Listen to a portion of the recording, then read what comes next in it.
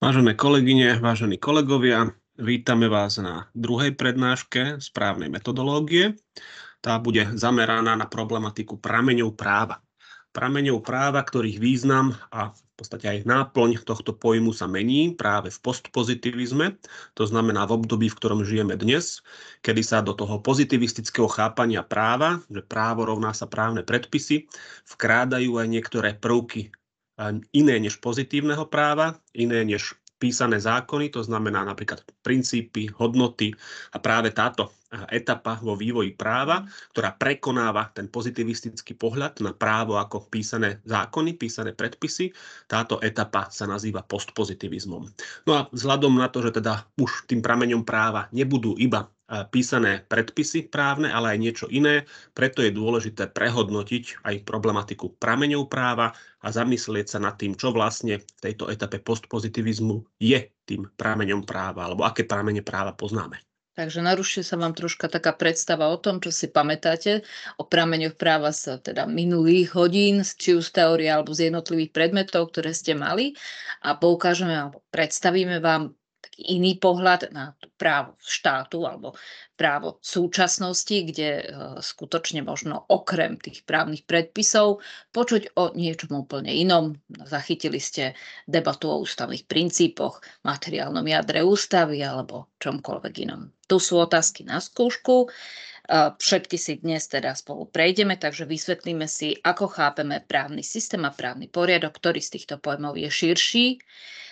Vysvetlíme si, ako sa pozerať na právne normy a právne princípy, ktoré z nich sú statickým prvkom a ktoré z nich sú dynamickým prvkom.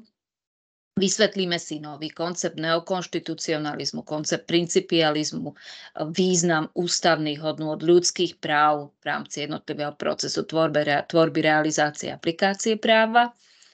A na záver si priblížime vlastne taký ten postpozitivistický pohľad na to, kam, o čom je učenie garantizmu a o čom je učenie principializmu a neokonštitucionalizmu. Keď začneme prvou otázkou, vzťahom pojmu právneho systému a právneho poriadku, tradične právny poriadok je pojem, ktorý sa používa na označenie pozitívneho práva, to znamená platného práva a platných právnych predpisov.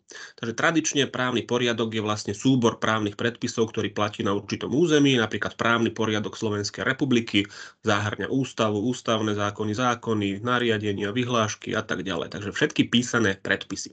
To je tradičný pohľad na právny poriadok. A niekedy v minulosti právny poriadok bol zároveň aj právnym systémom, pretože sa neakceptovalo, že by právo mohlo mať aj iné pramene alebo že by obsahovalo aj niečo iné než písané právne predpisy. Takže tradične právny poriadok a právny systém sa chápali ako synonymá.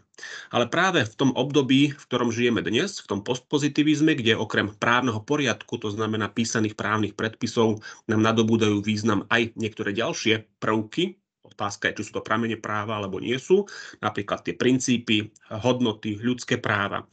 Vyvstáva otázka, či právny systém nie je náhodou nejaký širší pojem, ktorý zahŕňa aj niečo viac než právny poriadok, než len právne predpisy.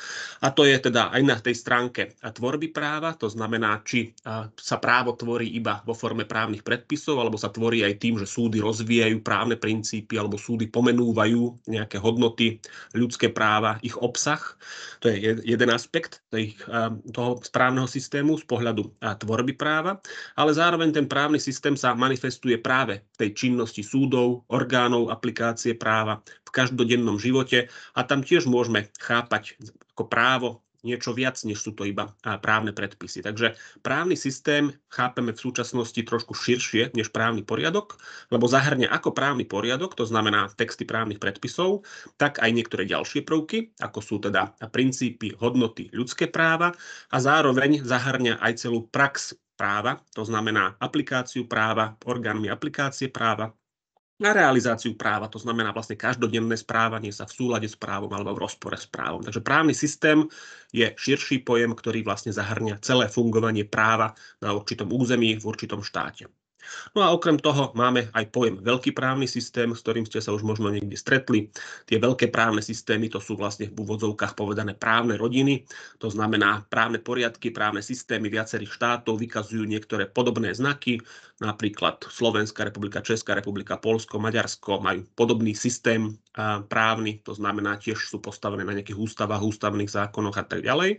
Takže takéto právne systémy alebo právne rodiny, ktoré majú podobné fungovanie, podobné základy a podobný mechanizmus právneho systému, tie vytvárajú takéto právne rodiny, napríklad rodina kontinentálneho práva, to znamená kontinentálny právny systém, ktorý platí v Európe, alebo angloamerický, anglosaský common law systém, to sú všetko synonymá, ten platí teda v tých krajinách, ako je Severná Amerika, teda USA, Anglicko, Austrália a podobne.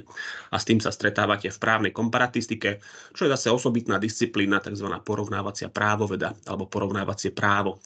A tam práve porovnávame takéto veľké právne rodiny. S ohľadom na pramene práva si treba akože na začiatku už uvedomiť jedno, že budeme rozprávať akoby o osobitných prameňoch právneho systému, tam budú patriť aj tie iné, o ktorých sme vám hovorili, a osobitných prameňoch právneho poriadku. Tie budete dôverne poznať. No a tradične sa tiež učíme, že právny poriadok je vlastne nejaký systém právnych noriem, systém právnych predpisov. Táto myšlienka sa v súčasnosti práve aj dôsledku toho postpozitivistického chápania zotázňuje a už asi poznáte myšlienku alebo myšlienky právnych realistov, to je tá škola alebo to učenie popri pozitívno-právnej škole a prirodzeno-právnej škole existuje aj škola právneho realizmu a tá kladie dôraz práve na to, že v skutočnosti je dôležité fungovanie práva, aplikácia práva, teda to, ako rozhodujú súdy. No a títo právni realisti, ktorých v súčasnosti najvýznamnejším predstaviteľom je Talian Riccardo Guastini, tak práve oni spochybňujú aj celú tú myšlienku, či potom teda vlastne právo je nejaký systém právnych predpisov alebo systém právnych noriem, pretože oni naozaj právo chápu ako to, čo robia súdy, ten výsledok činnosti súdov. No a práve takýto Riccardo Guastini alebo vo všeobecnosti právni realisti, oni teda v tomto zmysle tvrdia, že právo vôbec nie je systémom platných právnych noriem, právnych predpisov. A ak vôbec je predstavované právnymi predpismi alebo právnymi normami, tak tie v skutočnosti nie sú systematické, ale v podstate predstavujú iba súbor. Lebo systém sám o sebe, ten pojem znamená, že existuje nejaká usporiadanosť toho súboru, to znamená usporiadanosť tých jednotlivých prvkov, sú tam nejaké fixne dané vzťahy, nadradenosti, podradenosti. A v skutočnosti podľa právnych realistov ten súbor právnych noriem alebo právnych predpisov nie je systematický, nevykazuje systém, pretože prvky systému alebo znaky systému, pretože je dynamický. To znamená, neustále sa mení, neustále sa pridávajú nové právne predpisy, nové právne normy, rušia sa staré. Ústavný súd zrazu vyhlási, že niečo je protiústavné, teda stráca to účinnosť, potom to stratí platnosť, ale napriek tomu dovtedy to bolo aj účinné, aj platné. Takže toto všetko podľa právnych realistov iba naznačuje, že právo reálne nie je systémom, pretože sa neustále mení, obsahuje rôzne protirečenia, kontradikcie, sú tam rôzne sa meniace hierarchie, to znamená, že či má prednosť špeciálny zákon pred všeobecným, či má prednosť zákon o športe pred zákonníkom práce, ktorý hovorí o závislej práci a napriek tomu zákon o športe neuznáva závislú prácu v športe. Takže všetky tieto otázky vzájomných rozporov medzi zákonmi, tie podľa právnych realistov dokazujú, že právo vôbec nie je systémom, maximálne je súborom. Ale to je iba jedno spochybnenie toho tradičného chápania právneho poriadku, ktoré sme doteraz vždy mali, že právny poriadok, teda právny systém rovná sa právny poriadok, rovná sa zoznam právnych predpisov a ich obsah. Toto všetko sa teda spochybňuje právnymi realistami nie len pokiaľ ide o to, že či to je teda systém právnych predpisov, ale zároveň aj sa spochybňuje vôbec to, či právo je postavené iba na právnych predpisoch. My už všetci vieme, že právny realizmus naopak tvrdí, že právo nie je postavené na právnych predpisoch, že právo je postavené na aplikácii práva, to znamená na tom, čo robia sudcovia. No a nemusíme byť právni realisti, ale aj tí, ktorí nie sú právni realisti, tí, ktorí sú právni pozitivisti, sú už v súčasnosti, v skutočnosti postpozitivisti alebo non-pozitivisti, pretože aj oni uznávajú, že áno, právo naozaj primárne síce ten právny systém rovná sa právne predpisy, ale právny systém zahŕňa okrem právnych predpisov, to znamená právneho poriadku, aj niektoré ďalšie prvky, niektoré ďalšie pramene. Ako sú napríklad už spomínané princípy alebo zásady, ono je otázka, ktorý pojem používať. Zvyčajne sa to používa ako synonymum, ale niektorí právni vedci medzi tým rozlišujú, že je rozdiel medzi princípom a zásadou, ale to nás teraz až tak nemusí trápiť. Ale sú to vlastne ďalšie prvky a otázka je, či sú to pramene práva, ktoré používame, podľa ktorých súdy rozhodujú. Lebo súdy naozaj často aplikujú aj nejaké princípy alebo zásady, nie len samotný text právnych predpisov. Takže podľa právnych realistov by to boli pramene práva, pretože podľa toho rozhodujú súdy. A takisto súdy odkazujú na súdnu prax. To znamená, že niečo povedal ústavný súd, niečo povedal najvyšší súd a preto sa tým riadia ostatné súdy. Takže je potom tá súdna prax tiež prameňom práva alebo nie je prameňom práva. A rovnako súdy citujú komentáre, vedecké diela, monografie právnych vedcov. Je teda takáto doktrína, to znamená to právne učenie, právna náuka, je tiež prameňom práva, keď sa na to odvolávajú súdy v praxi. Pre právnych realistov by to boli pramene práva. Postpozitivisti alebo non-pozitivisti, to je tá etapa, v ktorej sa v súčasnosti nachádzame, tí si práve lámu hlavu, ako sklbiť vlastne to chápanie doterajšie pozitivisticko-právne, že právo rovná sa právne predpisy, rovná sa právny poriadok. Ako teraz k tomu pridať navyše alebo do tohto systému zahrnúť aj tie princípy a zásady, súdnu prax, komentáre, to znamená právnu vedu. Napríklad Alexander Pečeník, čo bol Poliak, ktorý emigroval počas socializmu do Škandinávie, tak ten vytvoril vlastnú teóriu, že podľa neho by sme nemali hovoriť vlastne iba o prameňoch práva v takomto zmysle, že právne predpisy, princípy, zásady a tak ďalej, ale on má trošku iné delenie, iný pohľad na pramene práva a on hovorí, že existujú pramene, ktoré sudca musí použiť, to sú tie právne predpisy, ktoré by mal použiť, to znamená napríklad tie princípy, a súdna prax, špeciálne tých vyšších súdov, najvyšších súdnych autorít, a ktoré môže použiť. To sú napríklad tie komentáre. Keď sa mu hodí, tak môže odkázať aj na komentár. Takže Alexander Pečeník tvrdí, že nerozprávajme o tom, že čo sú pramene práv, že nemusíme ich vymenúvať, ale môžeme ich vlastne kategorizovať takýmto spôsobom, že sú také pramene práva, ktoré sudca musí použiť, ktoré by mal použiť a ktoré môže použiť. To je taký pokus nejak prekonať to užšie chápanie, to pozitivistické chápanie, že právo rovná sa právny poriadok, rovná sa právne predpisy. V skutočnosti, áno, môžeme sa aj inak na to pozerať. Už sme si spomenuli, že napríklad môžeme považovať tie právne predpisy za nejaké pramene tvorby práva a na druhej strane práve tie princípy, súdnu prax, komentáre môžeme chápať ako nejaké pramene interpretácie práva alebo pramene aplikácie práva a realizácie práva. To je samozrejme iba teoretický návrh, ako pristupovať k tomu chápaniu prameňov práva v súčasnosti v postpozitivizme, kde naozaj ten právny systém už zahŕňa okrem právneho poriadku, teda okrem právnych predpisov, aj niektoré ďalšie prvky, s ktorými sa non-pozitivizmus alebo postpozitivizmus nie celkom zatiaľ vie vysporiadať. No a práve tieto sudcovské a doktrinálne pramene, to znamená práve tie komentáre, tá súdna prax. To sú, keď to nazveme, tie pramene interpretácie práva alebo pramene aplikácie práva. Tie majú skutočne čoraz viac rastúci význam v súčasnosti v postpozitivizme, a to z viacerých dôvodov, pretože uvedomujeme si, postpozitivisti si uvedomujú, že právo naozaj nie je iba o právnych predpisoch, lebo tie právne predpisy majú medzery. A medzery treba nejakým spôsobom vyplňať. A vyplňa ich práve doktrína, to znamená tie komentáre, monografie, alebo súdna prax. Vyplňa ich práve tým, že interpretuje ten zákon takým spôsobom, aby vyplnila medzeru. My sa budeme baviť na jednej z prednášok tento semester aj o vyplňaní medzier, čo sú to medzery v práve, ako sa vyplňajú. Takže zatiaľ iba takto na úvod, že tá sudcovská doktrinálna prax je dôležitá práve pre vyplňanie medzier, alebo aj preto, že vlastne sudcovia a právni vedci aj vytvárajú nové princípy, respektíve objavujú skryté princípy, tie, ktoré doteraz neboli pomenované, ale vyplývajú nejak z našej ústavy, z našich právnych predpisov, vyplývajú niektoré princípy, ktoré nanovo pomenujú súdy, nanovo ich pomenuje doktrína, to znamená nanovo ich pomenujú právni vedci. Takže princípy, ktoré boli neznáme alebo skryté, ktoré nikto nepomenoval, tie môže nanovo pomenovať najvyšší súd, ústavný súd alebo nejaký právny vedec a následne sa začnú používať v praxi, to znamená začne sa podľa nich rozhodovať. Takisto sudcovia alebo právni vedci sa môžu snažiť aj spraviť nejakú hierarchiu medzi právnymi predpismi. Veď už len samotné to tvrdenie, že špeciálny zákon má prednosť pred všeobecným, to nie je v žiadnom zákone napísané. To je v podstate doktrinálna poučka s ktorou prišli právni vedci. Takže celá táto myšlienka vytvárania nejakej hierarchie medzi predpismi, ktorý predpis má prednosť pred iným predpisom, ktorý predpis je hodnotovo dôležitejší, to znamená, keď ten zákonník práce hovorí o závislej práci, že závislú prácu možno vykonávať iba v pracovnoprávnom vzťahu.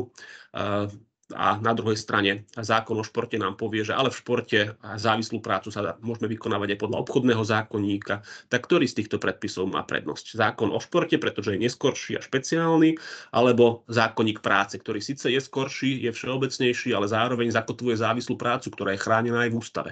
Tak má prednosť tá myšlienka závislej práce, alebo tá obchodnoprávna úprava športovej práce. Ktorý z týchto predpisov by mal mať v takomto zmysle prednosť. To je niečo, čo musí vyriešiť doktrína, čo musí vyriešiť súd. Práve zaujme nejaké stanovisko, ktoré potom následne budú iné súdy, alebo teda v praxi sa to bude akceptovať na úrovni realizácie práva a aplikácie práva. No a samozrejme, niektoré princípy a hodnoty máme aj explicitne pomenované, či už v právnych predpisoch, napríklad civilný sporový poriadok vo svojich úvodných článkoch obsahuje práve takéto základné princípy. Takže niektoré máme vymenované v našom právnom poriadku, v právnych predpisoch, ale práve doktrína a sudcovia špecifikujú obsah týchto princípov a hodnôt, prípadne ktoré sú vyjadrené v ústave. Takže čo vlastne znamená ten princíp, ako ten princíp chápať, to práve bližšie vysvetľujú sudcovia a právni vedci. No a napokon niečo, o čom budeme o chvíľku hovoriť v rámci toho učenia principializmu, to znamená, že existujú nejaké princípy práva a tie princípy sú dôležité a tie princípy niekedy môžu byť aj v konflikte a potom treba vyriešiť, ktorému princípu dať prednosť. To je práve otázka pomeriavania princípov, to znamená váženia tých princípov, ktorý princíp je v tom konkrétnom prípade dôležitejší, závažnejší, má väčšiu hodnotu než iný princíp. A práve takéto pomeriavanie tých princípov, akým spôsobom sa pomeriavajú princípy, práve to vyvíjajú, rozvíjajú sudcovia a doktrína, napríklad známy Robert Alexy vytvoril Alexyho formulu, ktorá vlastne pomáha sudcom alebo orgánom aplikácie práva pomeriavať, vážiť princípy, rozhodnúť, ktorému princípu dať prednosť. Druhá otázka, o ktorej teda budeme hovoriť a ktorú si môžete vytiahnuť na prednáške, je práve tá otázka právnych princípov. Už sme na predchádzajúcom slajde hovorili, že právne princípy v podstate istým spôsobom otvárajú ten náš právny systém. Nie je to v skutočnosti teda už iba súbor právnych predpisov, nie je to iba právny poriadok, ale obsahuje ten právny systém aj práve právne princípy. Právne princípy tým spôsobujú vlastne, tým, že stále pribúdajú nejaké nové právne princípy alebo súdy a doktrína menia ich obsah, vysvetľujú, čo je obsahom tých právnych princípov. To všetko spôsobuje to, že vlastne právo nemôžeme chápať naozaj ako nejaký uzavretý súbor, uzavretý systém, ale práve nejaký systém otvorený, alebo pohyblivý, alebo polootvorený, pootvorený. To znamená tým, že pribúdajú nové princípy, špecifikujú sa nejaké ústavné hodnoty, hodnoty medzinárodného práva, ľudské práva, pribúdajú nové právne predpisy, rušia sa niektoré právne predpisy, novelizujú sa predpisy. To všetko spôsobuje, že právo naozaj, tak ako to hovoria tí právni realisti, je v podstate, áno, súbor, nie je až také systematické, je to súbor, v ktorom ten systém len vytvárame. Vytvára ho právna dogmatika ako právna veda, ktorá sa snaží v práve hľadať práve ten systém, tú systematickosť. Ale teda sám o sebe ten systém, právny systém je práve takýto pootvorený, stále sa rozvíja, stále sa mení. No a veľký význam v tomto právnom systéme, v takomto chápaní právneho systému hrajú práve právne princípy, čo je vlastne ten nový prvok, ktorý si uvedomujú práve postpozitivisti, že naozaj právo nie je iba o písaných predpisoch, ale aj o princípoch, to znamená tých ďalších prvkoch, či už ich chápeme ako nejaké pramene interpretácie práva, pramene aplikácie práva, či ich chápeme možno, že pochádzajú z prirodzeného práva, to znamená, že je to niečo, čo je nám zhora dané prírodou alebo rozumom, že musíme vyvodzovať nejaké princípy, ktoré stoja v pozadí práva. Tento principializmus v právnom myslení sa rozvíja práve od konca 20. storočia, respektíve od druhej polovice 20. storočia a práve akceptujeme ho aj na začiatku 21. storočia. Tými myšlienkami alebo tými autormi, ktorí rozvíjali tieto myšlienky, sú Ronald Dworkin, teda už nebohý Ronald Dworkin, ktorý prišiel práve s tým rozlišovaním rule versus principle, to znamená norma versus princíp. No a on tvrdí teda, že existujú právne predpisy, to sú vlastne tie rules alebo normy, pravidlá, predpisy. A na druhej strane existujú princípy.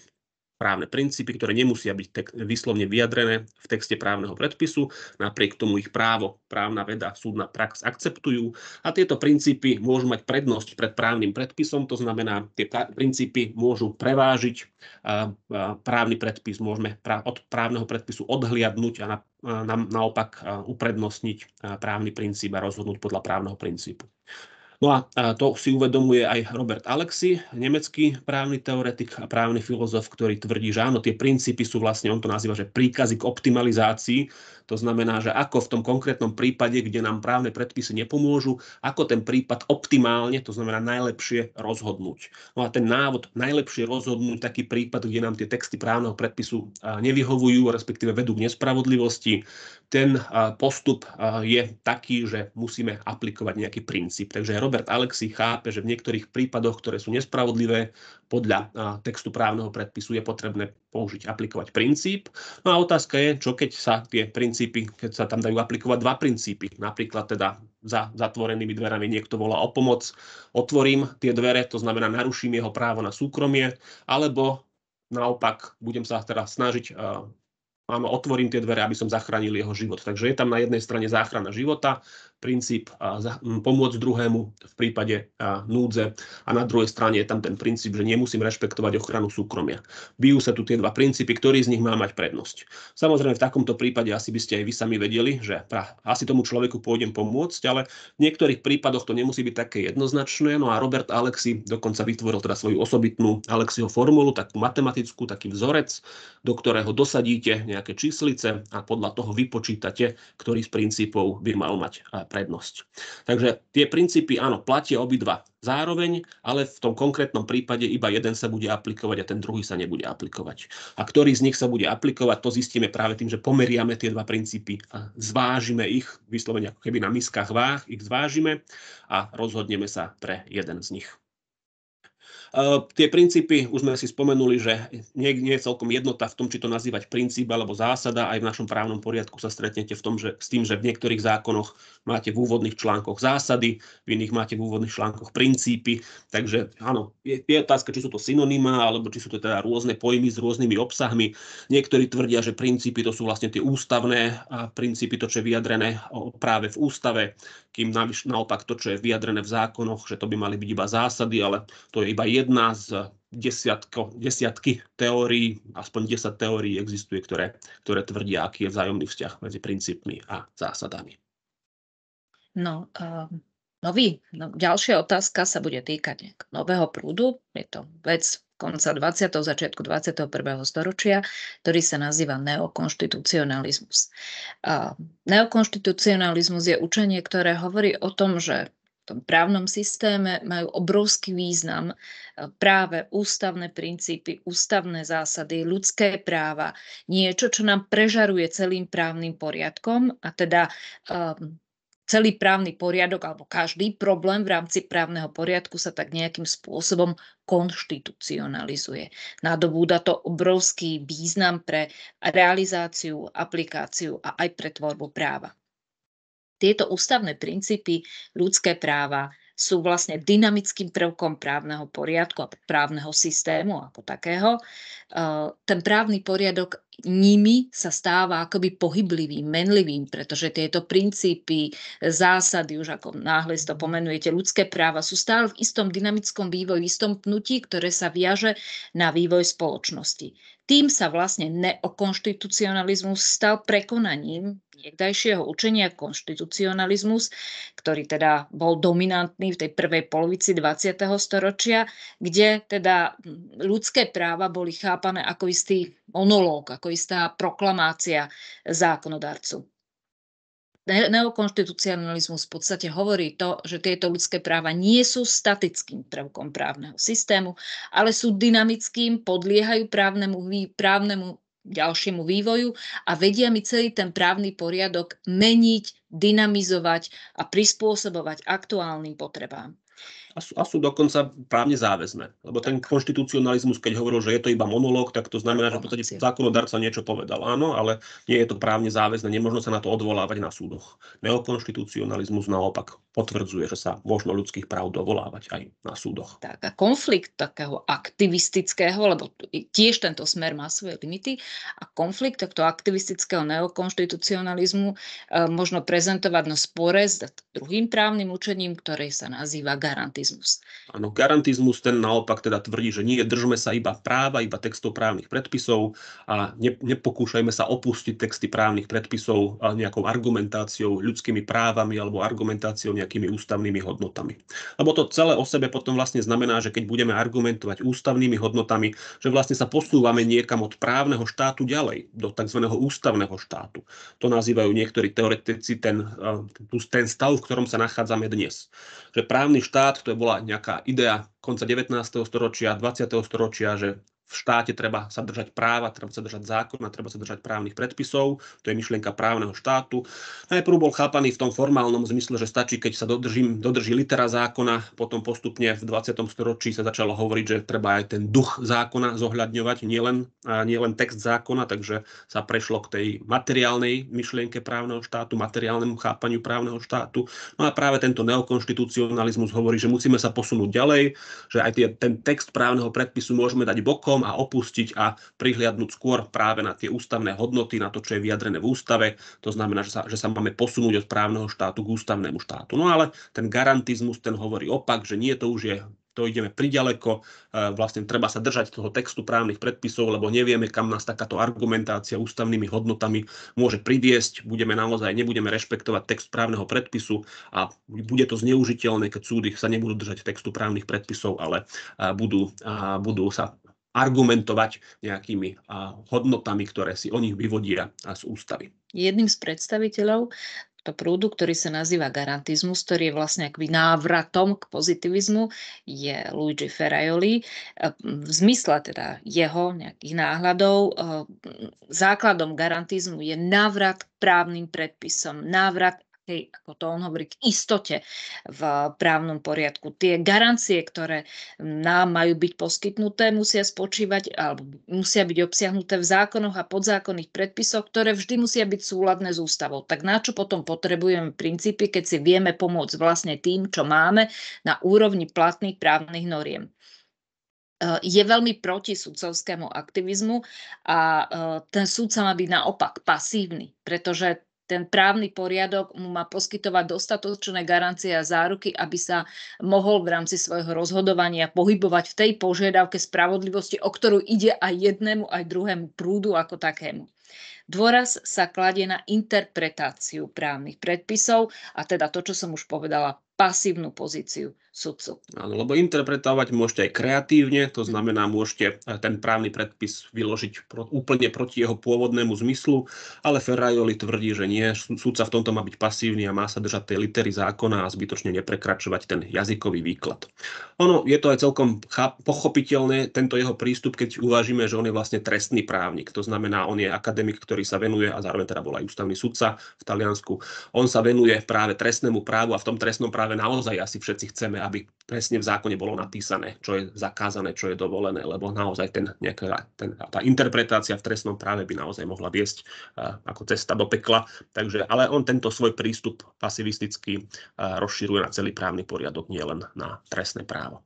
No a príklad tohto jeho prístupu, keď si to porovnáme, tento garantistický výklad s nejakým výkladom neokonštitucionalistickým, môžeme si zobrať príklad kontrasignácie aktov prezidenta. Viete veľmi dobre, že keď prezident vydáva nejaký akt, tak mnohé právne poriadky vyžadujú, alebo mnohé ústavy vyžadujú, aby ten akt prezidenta bol spolupodpísaný príslušným ministrom.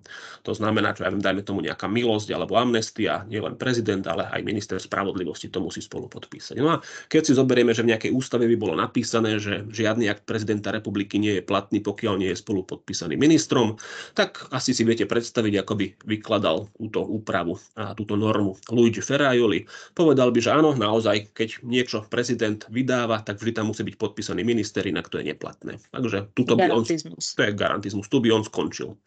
Na druhej strane existuje ten neokonštitucionalistický pohľad, ktorý sa prihliada skôr na hodnoty a na zmysel tej kontrasignácie. No a takýto neokonštitucionalizmus by použil svoj výklad za použitia osobitnej metódy argumentačnej, tzv. Disociácie, čo je teda osobitný postup, ktorý sa používa v argumentácii právnej. Oni by teda rozčlenili tú myšlienku, že teda vyžaduje si to spolupodpis ministra, by to rozčlenili na nejaké dve situácie, dva prípady. Argumentovali by, že prezident je vlastne nejaká neutrálna moc, ktorá stojí nad všetkými ostatnými a zároveň jeho úlohou je aj zabezpečovať ústavnosť v štáte. To znamená dohliadať na to, aby sa v štáte rešpektovala ústava.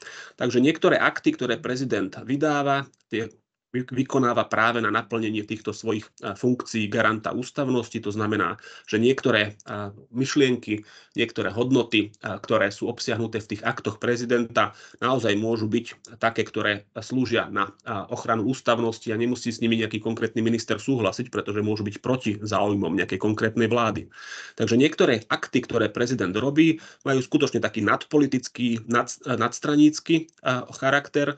Iné naopak môžu mať, áno, čisto nejaký stranický význam a tam by bolo potrebné ten spolupodpis ministra, ale teda to je práve tá disociácia, že sa takouto argumentáciou rozčlenia dve situácie, že niektoré akty prezidenta sú vlastne používané na to, aby sa chránila ústavnosť a tam nie je potrebný ten podpis ministra a na druhej strane sú také bežné akty, kde naozaj, ktoré musia byť uvedené do života nejakým ministrom alebo orgánmi štátnej správy, tak tie budú vyžadovať spolupodpis ministra. Takže tento výklad za použitia disociácie vlastne rozlišuje dve situácie, dva prípady. Niektoré akty prezidentské, ktoré tzv. Striktne prezidentské akty, tie, ktoré slúžia na ochranu ústavnosti, tie si nevyžadujú ministerský spolupodpis, to znamená kontrasignáciu. A naopak tie, ktoré sú také bežné, ktoré si vyžadujú, že podľa týchto aktov potom budú postupovať orgány štátnej správy, tak tam sa vyžaduje ten spolupodpis ministra. Takže pôvodne jednoznačné znenie ústavy, že žiadny akt prezidenta nie je platný, pokiaľ nie je spolupodpísaný ministrom. Garantistický výklad sa toho drží. Žiadny akt, alebo všetky akty prezidenta musia byť spolupodpísané ministrom. Ten neokonštitucionalistický výklad by bol taký, že teda záleží na tom, aké hodnoty sa tým sledujú. Pokiaľ prezident sleduje hodnotu ochrany ústavnosti a minister mu to odmietne podpísať, tak aj tak tento akt je platný, pretože sleduje nejaké iné ciele ochrany ústavnosti, čo je vlastne úloha prezidenta a nemôže mu to zhatiť nejaký minister spravodlivosti. Na tomto príklade ste videli vlastne taký ten zásadný konflikt garantizmu a realizmu a možno aj ich také limity, ktoré majú, ktoré vlastne si musíte nejakým spôsobom premyslieť. No a blížime sa k poslednej otázke a to je vlastne, aký zmysel v súčasnosti hrajú práve, alebo aký význam hrajú ten principializmus a neokonštitucionalizmus. Principializmus to je to učenie o tom, že máme nejaké právne princípy, že tie právne princípy môžu prevážiť nad právnymi normami, nad právnymi predpismi, že tie právne princípy môžu byť aj v konflikte, ale je potrebné ich nejak vážiť. A to znamená dať na misky váh a rozhodnúť sa pre jeden z nich v konkrétnom prípade. A ten neokonštitucionalizmus, to je teda to učenie, ktoré hovorí, že ústavné hodnoty sú dôležitejšie ako text právneho predpisu, ako text právnych noriem a teda tie hodnoty, ľudské práva, to, čo je zakotvené v ústave, by malo mať prednosť aj teda pri výklade. No a principializmus a neokonštitucionalizmus sú v podstate dva, síce možno istým spôsobom odlišné, ale zároveň spoločné prejavy postpozitivizmu. Aj principializmus si uvedomuje, že právo nie je iba právny poriadok, rovná sa text právnych predpisov, a to isté si uvedomuje aj neokonštitucionalizmus, že právo nie je iba právny poriadok, to znamená text právnych predpisov. Principializmus hovorí, že áno, okrem právnych predpisov máme aj princípy, neokonštitucionalizmus hovorí, že áno, okrem právnych predpisov máme aj ústavné hodnoty, ústavné princípy, ľudské práva. Takže áno, a jeden pomenúva nejaké non-pozitívne prvky a druhý pomenúva nejaké pozitívno-právne prvky. Takže je to istým spôsobom príznak toho, že naozaj ten postpozitivizmus alebo non-pozitivizmus, v ktorom sa v súčasnosti nachádzame, predstavuje tú zmenu právnej metodológie, zmenu právneho myslenia od konca 20. storočia na začiatku 21. storočia. Už sa nedržíme iba textu právnych predpisov, ktoré by sme interpretovali naozaj nejak garantisticky, to znamená, že striktne by sme sa držali textu právneho predpisu a jazykovo by sme ho vykladali, ale tá metodológia v súčasnosti nám už umožňuje v 21. storočí viac siahať po iných argumentačných nástrojoch, iných interpretačných nástrojoch. To znamená aj interpretácia taká, ktorá je mimo jazykového výkladu, argumentácia princípmi, argumentácia hodnotami, ústavnými hodnotami, ľudskými právami. To všetko nás vracia istým spôsobom späť. Takto fungovalo právo do 19. storočia, keď bolo právo postavené práve na tom, že chýbali právne predpisy v niektorých oblastiach, niektoré oblasti boli upravené obyčajovým právom, niektoré neboli upravené vôbec a bolo potrebné pred súdmi viac byť schopný argumentovať, viac sa rétoricky prejavovať pred súdom a hľadať riešenia na situácie, ktoré neboli právne upravené. My ich dnes môžeme mať právne upravené, ale môžu byť nevyhovujúco právne upravené, to znamená, môžu viesť k nespravodlivému záveru, nespravodlivému dôsledku a to si uvedomuje postpozitivizmus a hovorí, áno, musíme okrem textu právneho predpisu argumentovať aj niečím iným. Argumentovať princípmi, ľudskými právami, hodnotami. A to je v podstate takáto argumentácia týmito dynamickými prvkami práva, ktoré vlastne to právo posúvajú, hýbu ďalej dopredu. To je napríklad veľmi podobné práve tzv. Kazuistickému právnemu mysleniu, ktoré bolo príznačné práve do toho 18. 19. storočia, že právo v podstate je o hľadaní spravodlivosti v konkrétnom prípade. Právo nie je nejaká mechanická aplikácia textu právneho predpisu na skutkový stav a každý podobný skutkový stav bude rozhodnutý vždy mechanicky na základe aplikácie právneho predpisu.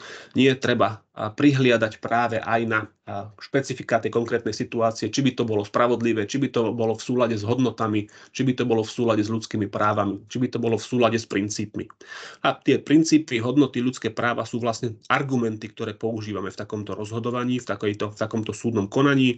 V podstate sú to argumenty, už hotové argumenty, po ktorých môžem siahnuť. Môžem povedať, že ale tento právny princíp hovorí toto, ústavná hodnota hovorí toto, takéto ľudské právo existuje, je garantované medzinárodnými dohovormi. Takže takéto hotové argumenty, topické argumenty sa opäť objavujú v právnej a právnickej argumentácii. Už sa neargumentuje iba textom právneho predpisu, ale argumentuje sa aj novými hotovými argumentami, právnymi topikami. Princíp ľudskej dôstojnosti, taký naozaj vysoko využívaný, aj frekventovane využívaný. Ak sme vám rozrušili vašu predstavu o tom, akým spôsobom sa dá pozerať na právo, na právny poriadok a na pramene práva, tak vlastne o to nám išlo.